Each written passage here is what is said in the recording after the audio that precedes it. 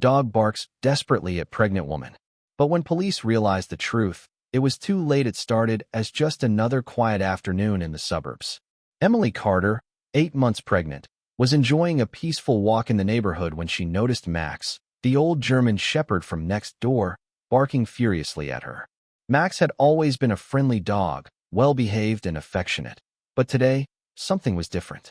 His barks were not playful. They were urgent, almost desperate.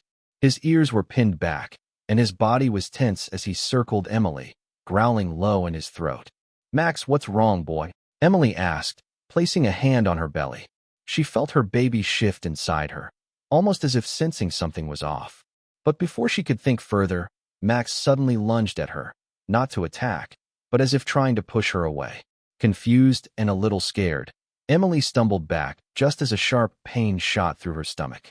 Her vision blurred, and she barely managed to dial 911 before collapsing onto the pavement. The emergency call when the police and paramedics arrived. Max was still by her side, barking wildly, his eyes filled with something that almost looked like fear. The officers had to restrain him to reach Emily, who was barely conscious. The paramedics quickly assessed her and exchanged worried glances. Her pulse was weak, her breathing uneven. Something was terribly wrong. "She's in distress. Possible placental abruption," one of them shouted. "We need to get her to the hospital now." But then, something caught an officer's eye. Max wasn't barking at Emily anymore. He was barking at the bushes nearby. One of the officers stepped closer and froze. A shadow moved. "Everyone, get back," he commanded, drawing his weapon. The truth revealed as the officer approached. A man suddenly bolted from the bushes, sprinting toward the woods. Another officer tackled him to the ground. A knife fell from his hand. The suspect, a man named Kyle Mathers, was a fugitive wanted for multiple assaults in the area. He had been lurking in the neighborhood for days, watching, waiting, and Emily, alone and vulnerable, had been his next target. But Max had sensed it first. The police later discovered that Mathers had planned to attack Emily just moments before Max intervened. The dog's desperate barking, his aggressive stance, it had all been an attempt to protect her. Too late. But not for Emily despite Max's bravery. Emily's condition had worsened. By the time she reached the hospital, doctors had to perform an emergency C-section. She barely made it. Her baby boy, Noah, was born prematurely but healthy. Emily, though weak, survived, thanks to Max. When she finally woke up, she learned the full story. Max had saved her life and her baby's. But there was one heartbreaking truth. The stress and effort had been too much for the aging dog. Max had suffered a fatal heart attack shortly after the paramedics arrived.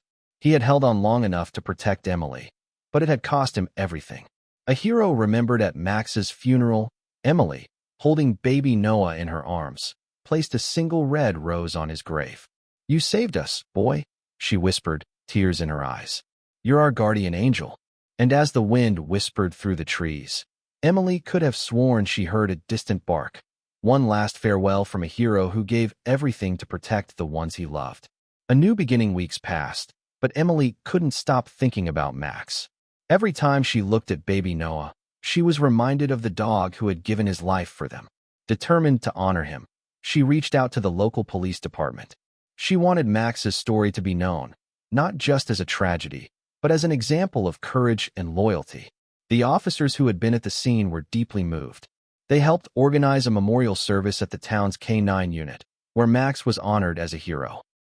His name was etched onto a plaque alongside police dogs who had served in the line of duty. That day, as Emily stood in front of the gathered crowd, she held Noah close and spoke with a voice full of emotion. Max wasn't just a pet. He was family. He was a protector. And if it weren't for him, my son and I wouldn't be here today. Tears filled the eyes of many in attendance, and even some of the toughest officers had to look away to hide their emotions. An unexpected gift after the ceremony. The head of the K-9 unit approached Emily with a solemn expression. "I know nothing can replace Max," he said, "but I think he'd want you to have this." He led her to a small enclosure where a young German shepherd puppy sat, watching her with curious eyes. Emily gasped. "This is Shadow," the officer said with a smile. "He's been training to become a service dog, but we think he belongs with you." Emily knelt down, her heart pounding. The puppy hesitated for a moment, then bounded forward, pressing his tiny paws against her legs. She felt a lump in her throat as she stroked his fur. Tears filled her eyes as she whispered, "Thank you, Max." The guardian lives on from that day forward. Shadow became a part of their family. As Noah grew, Shadow was always by his side, watching over him just like Max once had. And though the pain of losing Max never truly faded, Emily found comfort in knowing that his legacy lived on, not just in the puppy that now protected them, but in the heart of her son, who would grow up knowing the story of the brave dog that saved his life. And perhaps, in the quiet of the night, when the wind whispered through the trees, a distant bark could still be heard, a guardian watching from beyond, forever protecting the ones he loved. A bond that couldn't be broken. As the years passed, Noah grew into a lively, curious child, always full of energy. Shadow, now a strong and loyal protector, never left his side. The two were inseparable, just as Emily had hoped. But what amazed her the most was how Noah seemed to sense things, just like Max once had. One autumn afternoon, while playing in the backyard, Noah suddenly stopped and turned toward the old oak tree at the edge of their property. His small hand tightened around Shadow's fur. "Mommy," he called, his voice curious but firm. "Max is here." Emily's heart skipped a beat. She walked over to him, kneeling beside him. "What do you mean, sweetheart?" she asked gently. Noah looked up at her, his bright eyes filled with an innocence only a child could have. "I feel him. He's watching us." Shadow let out a low whimper and wagged his tail, as if agreeing. Emily felt a shiver run down her spine, not of fear, but of something else. She placed a hand on Noah's shoulder, squeezing gently. "I think you're right," she whispered. "Max will always be with us." Noah grinned, then ran off to play again, Shadow bounding after him. The warning a year later, something strange happened. One night, Emily was tucking Noah into bed when Shadow suddenly became restless. His ears perked up, and he let out a low growl, staring intently at the bedroom window. Emily frowned. "Shadow? What's wrong, boy?" The dog didn't respond. Instead, he rushed to the door, barking furiously. Noah sat up in bed, rubbing his eyes. "Mommy." Shadow scared. Emily's stomach tightened. She had learned to trust Shadow's instincts, just as she had learned too late with Max. She quickly grabbed her phone and checked the security cameras outside. At first, nothing seemed unusual. But then, a shadow moved. Her breath caught in her throat. Someone was near the back fence. Without hesitation, she called the police. A chilling discovery when the officers arrived minutes later. They found fresh footprints leading up to the house, right beneath Noah's bedroom window. And near the fence, a discarded knife. Emily felt sick.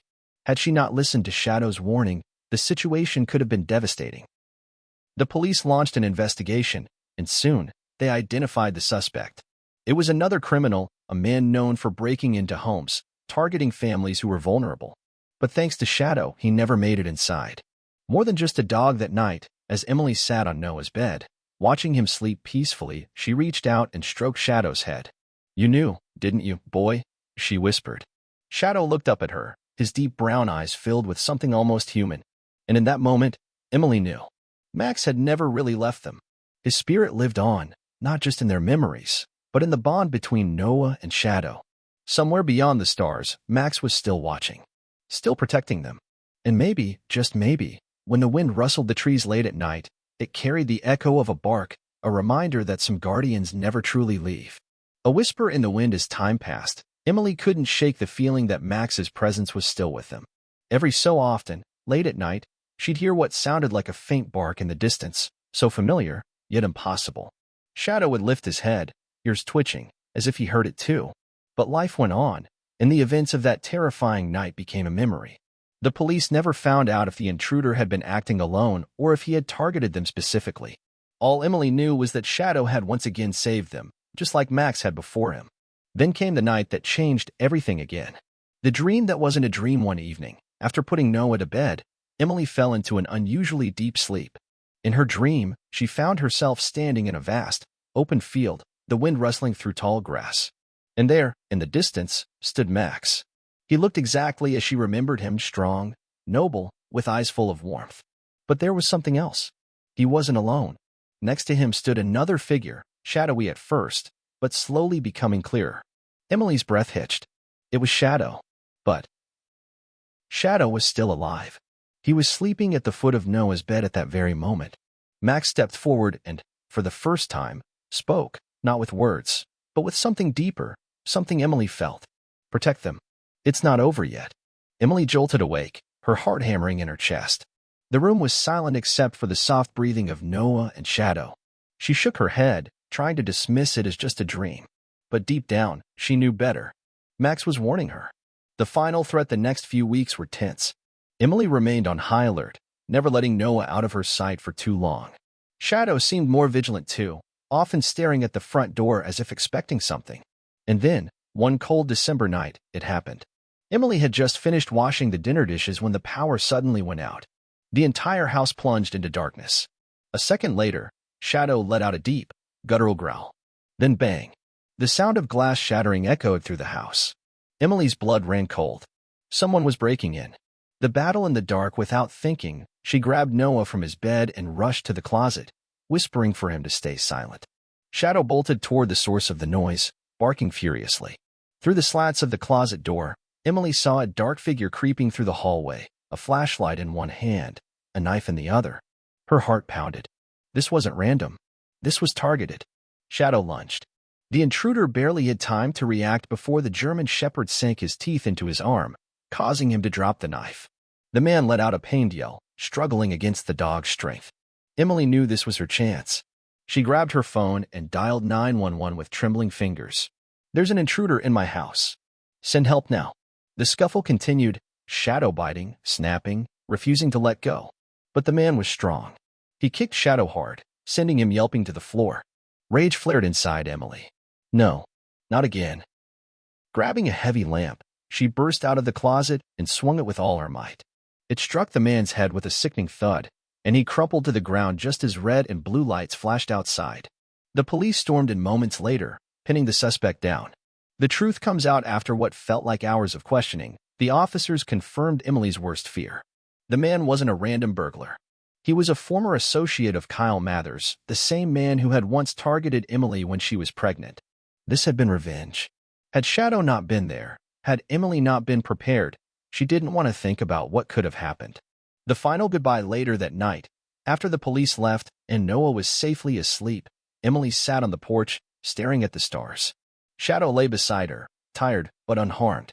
She exhaled, looking up at the night sky. You were right, Max. It wasn't over. A soft breeze rustled the trees. And then, just for a moment, she swore she heard it, faint but unmistakable. A single, distant bark. A thank you. A goodbye. Or maybe, just a reminder that he was still watching. Always.